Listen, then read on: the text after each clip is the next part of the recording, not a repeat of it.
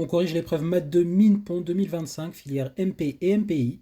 Question 1 à 5, je te laisse lire l'énoncé et on attaque avec la question 1.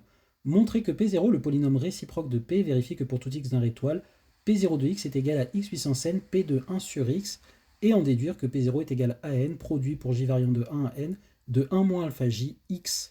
Soit x dans R étoile, on a que P0 de x, d'après la définition donnée dans l'énoncé, c'est la somme pour k variant de 0 à n de a indice n moins kx puissance k, et donc je fais un changement de variable en posant n moins k égale k', et donc k ici va se transformer en n moins k', et les bornes vont s'inverser, mais on peut les remettre dans le bon sens, et je change les k' par k, et j'obtiens bien ceci.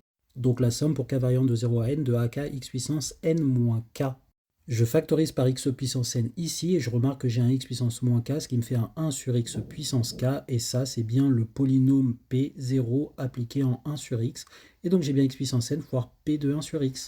Check pour cette première question. Et donc on va décomposer en produit P0 de x. On utilise l'égalité qu'on vient donc de montrer qui est vraie pour tout x dans R étoile, et on sait que P est à racine réelle scindée, donc je vais utiliser la décomposition de P pour changer cette expression.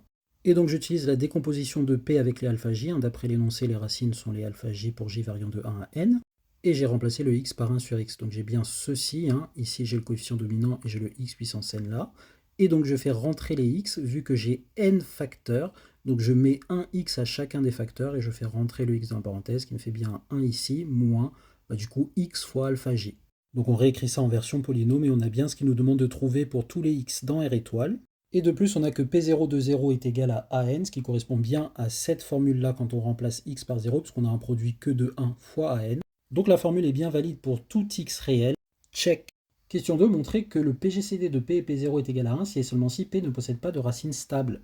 Donc on précise que P et P0 ne sont pas tous les deux le polynôme nul, puisque P est de degré n qui est supérieur ou égal à 1. Et on va raisonner par équivalence à partir du PGCD de P et P0 différent de 1. Et ça équivaut à dire qu'il existe J tel que alpha J, une racine de P est aussi racine de P0. Oui, parce que si leur PGCD est différent de 1, ça veut dire qu'ils ont au moins une racine en commun, étant donné que P est scindé. Et ça équivaut à dire qu'il existe J tel que alpha J et 1 sur alpha J sont racines de P0. Oui, parce que s'il existe un J tel que alpha J est racine de P0, vu que alpha J est racine de P, d'après la décomposition qu'on a ici, on a que 1 sur alpha J est aussi racine de P0. Il apparaît dans un de ces produits, et si on résout l'équation, on voit que les racines sont les 1 sur alpha j. Donc pour ce j particulier-là, on a ces deux choses qui sont racines de P0. Et donc en particulier, alpha j est différent de 0. Mais ça équivaut à dire qu'il existe j tel que alpha j et 1 sur alpha j sont racines de P. Oui, parce que dans cette écriture, si alpha j est racine de P0, ça veut dire que 1 sur alpha j est racine de P, étant donné que ce terme-là n'est pas nul. Et ça, c'est équivalent, d'après l'énoncé, à dire que P possède une racine stable. C'est dit ici, Il faut qu'on soit différent de 0 et qu'on annule, et l'inverse aussi, annule le polynôme. Donc j'ai que le PGCD de ces deux polynômes est différent de 1 si et seulement si P possède une racine stable. Donc on est d'accord que le PGCD de P et P0 est égal à 1 si et seulement si P ne possède aucune racine stable. Check. Question 3. Justifier qu'il existe lambda dans moins 1 tel que P est égal lambda P0. Donc comme dit dans l'intro, on a supposé que toutes les racines de P sont stables et de multiplicité 1. On a que P est stable, donc toutes les racines de P0 sont racines de P. Puisqu'encore une fois, d'après la décomposition de la question 1, on a que les racines de P0, ce sont très exactement les inverses des racines de P. On a donc que P0 divise P, or P est de degré n et P0 aussi. Cela signifie qu'ils sont associés.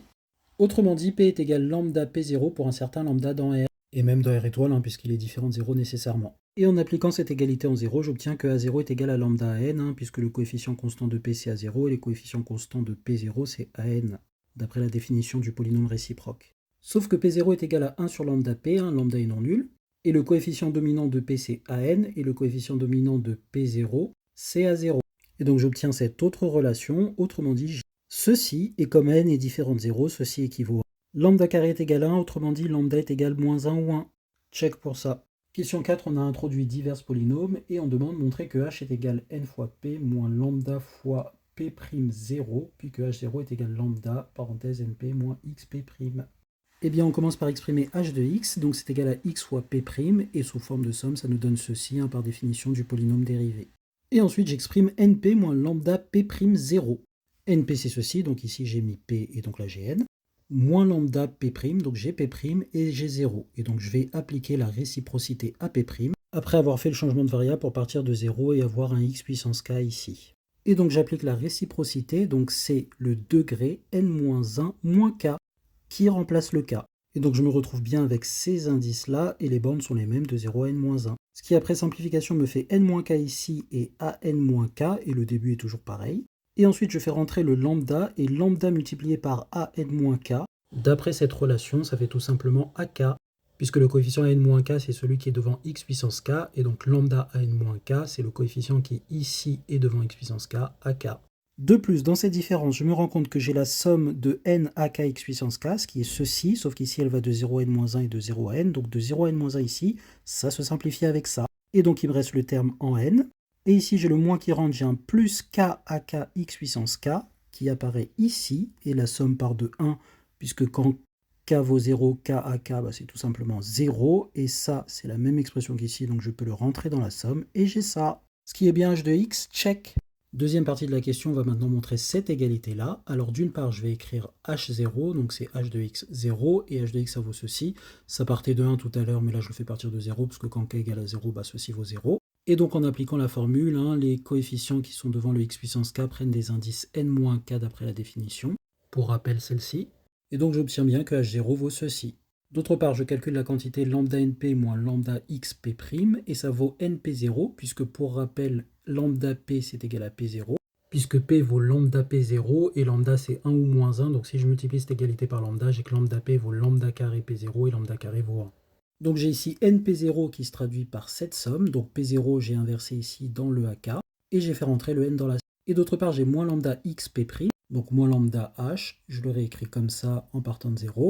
Sauf que pour rappel, lambda ak c'est an-k, toujours d'après cette égalité entre p et son polynôme réciproque. Et donc en rassemblant tout dans la même somme, j'ai bien ceci qui est égal donc à ceci. Et donc j'ai bien l'égalité entre les deux membres. Check. Question 5, vérifier que P' est scindé sur R, puis montrer que PGCD de H et H0 égale 1, et en déduire que P' n'avait pas de racine stable. Et bien tout d'abord, notons que P est scindé à racine simple. Cela signifie que les n racines sont toutes distinctes. De cette façon, et on va donc appliquer le théorème de Rolle ou le théorème des accroissements finis sur chaque intervalle lambda j plus 1. C'est un polynôme, c'est dérivable continu, en particulier c'est dérivable sur l'ouvert. Et donc d'après Rolle, j'ai que la dérivée de P s'annule sur l'ouvert lambda 1, lambda 2, sur l'ouvert lambda 2, lambda 3, etc., lambda n-1, lambda n. Ce qui me fait bien n-1 valeurs distinctes, puisqu'elles sont dans des intervalles disjoints. Et en particulier, on en a bien n-1, ce qui signifie que P' est scindé sur R. Check. Deuxième partie de la question, montrer que H et H0 ont un PGCD qui est égal à 1. On vient de montrer que P' est scindé, vu que H est égal x fois P', par définition, H aussi est scindé. Et donc le seul moyen pour que le PGCD de H et H0 soit différent de 1, c'est qu'ils aient une racine en commun.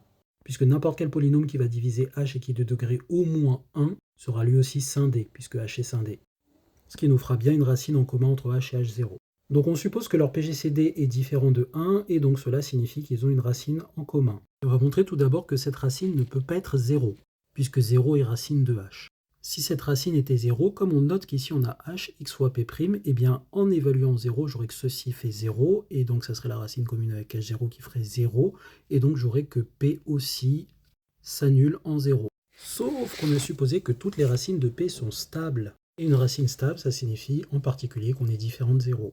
Donc cette racine n'est pas 0, et donc cette racine de h est en particulier une racine de p', puisque p' est scindé, donc ici on a un facteur qui vaut 0, et donc c'est pas x, puisque c'est pas 0, donc c'est une racine de p'. Mais vu que c'est aussi une racine de h0, ça veut dire qu'ici on a 0 en évaluant cette racine, ici on a 0 en évaluant cette racine, et donc c'est une racine aussi de p. Sauf qu'on a supposé que les racines de p, en plus d'être stables, sont de multiplicité 1. Cela signifie que les racines de p ne peuvent pas annuler p', sinon ça voudrait dire qu'on serait de multiplicité au moins 2. Donc on a bien que le PGCD de h et h0 est égal à 1, check. Et fin de la question, on déduire que p' n'avait pas de racine stable. D'après la question 2, pour rappel, on a que h et h0 ont un PGCD qui vaut 1 si et seulement si h ne possède pas de racine stable. Mais comme h est égal à x fois p', ces racines stables potentielles sont nécessairement celles de p', mais comme on vient de dire que h n'en possède pas, nécessairement p' n'en possède pas, parce que si p' en possédait, h en posséderait. On a donc bien montré que p' n'admet pas de racine stable. Ce qui conclut la première partie, check. N'hésite pas à poser tes questions en commentaire si jamais quelque chose n'est pas clair, et on se dit à la prochaine pour la suite de la correction. Bisous.